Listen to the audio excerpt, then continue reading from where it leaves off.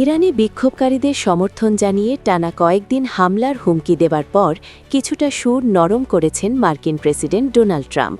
ফলে ইরানের উপর থেকে হামলার আশঙ্কা কেটে গেছে বলে মনে করা হচ্ছে। বুধবার সন্ধ্যায় ট্রাম্প দাবি করেন ইরানে বিক্ষোভকারীদের হত্যা বন্ধ হয়েছে। এছাড়া তেহরান তাকে আশ্বস্ত করেছে যে আটকদের ফাঁসি দেওয়া হবে না।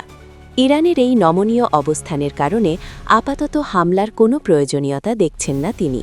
ফলে মধ্যপ্রাচ্য বড় একটি সংঘাতের ভয়াবহতা থেকে রেহাই পেতে যাচ্ছে বলে মনে করতে শুরু করেছেন অনেকে। যদিও ইরানে হামলার সম্ভাবনা পুরোপুরি উড়িয়ে দেননি ট্রাম্প। বিশ্লেষকরা মনে করছেন ট্রাম্পের এই সুর পরিবর্তন আসলে একটি কৌশলগত হতে পারে।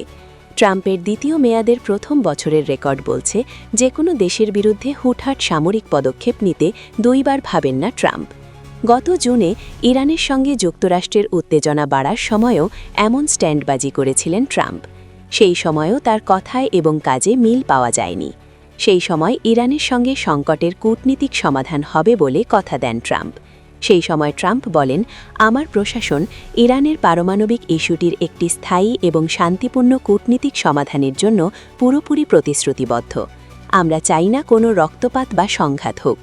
আমি আমার পুরো টিমকে নির্দেশ দিয়েছি যাতে ইরানের সঙ্গে আলোচনা টেবিলে বসে একটি সম্মানসূচক চুক্তিতে পৌঁছাতে পারি।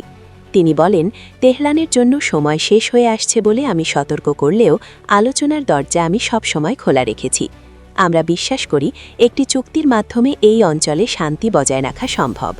আমি চাই ইরান আবার একটি সমৃদ্ধ দেশ হিসেবে গড়ে উঠুক এবং আমরা সেই লক্ষ্যে যে কোনো গঠনমূলক আলোচনা করতে প্রস্তুত।